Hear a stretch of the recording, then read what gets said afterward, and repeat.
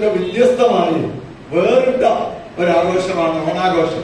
മുമ്പ് നമ്മുടെ നാട് മഹാബലി എന്നൊരു തമ്പുരാൻ ചക്രവർത്തി ഭരിച്ചിരുന്നു എന്ന് വിശ്വസിക്കപ്പെടുകയും ആ മഹാബലി തമ്പുരാന്റെ ഭരണകാലത്തെ പോലെ എല്ലാവരും സമന്മാരായി എല്ലാവരും ആഹ്ലാദത്തിലും ആനന്ദത്തിലും സമൃദ്ധിയിലും ജീവിച്ചിരുന്നു.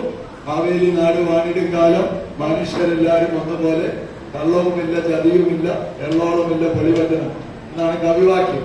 ഏതാണ്ട് അതിന് ഉപോത്ബലകമായ ഒരു ഓർമ്മ നമ്മളെ മുന്നോട്ട് വെച്ചുകൊണ്ടാണ് ഓണം ആഘോഷിക്കുന്നത്.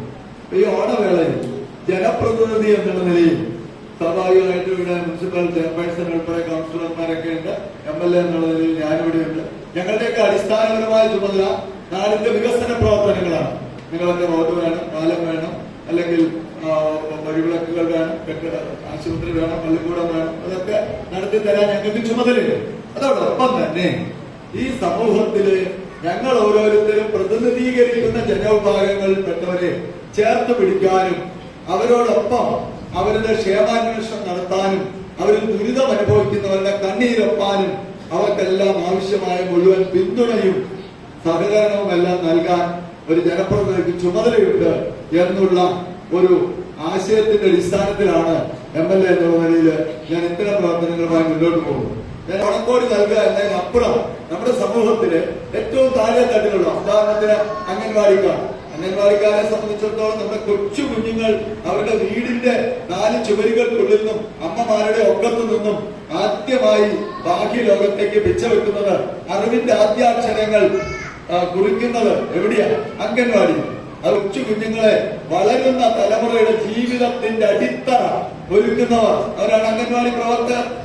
നമ്മുടെ രോഗപ്രതിരോധ സംവിധാനത്തിന്റെ കാവൽ മാലാഖമാരാണ് നമ്മുടെ ആശാവർക്കർമാർ.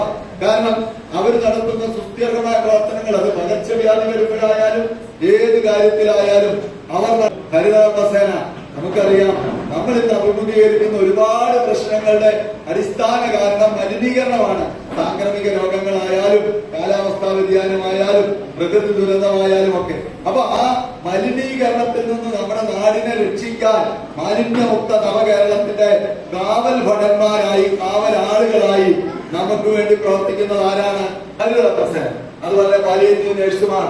ഏറ്റവും ജീവിതത്തിൽ നിരാലംബരായി രോഗികളായി കിടക്കയിൽ കിടക്കുന്നവരെ ഏറ്റവും വലിയ പരിചരണവും സംരക്ഷണം. അപ്പൊ ഇങ്ങനെ സമൂഹത്തിന്റെ താഴെ തട്ടിൽ ഏറ്റവും സുസ്ഥിരമായ, ഏറ്റവും പ്രധാനപ്പെട്ട, എന്നാൽ വേണ്ടത്ര പരിഗണനയോ ആദരവോ ബഹുമതിയോ ലഭിക്കാത്ത ആളുകൾക്ക് കൊടുക്കുന്ന ഒരു അംഗീകാരമാണ് ഈ ഓണക്കോടി.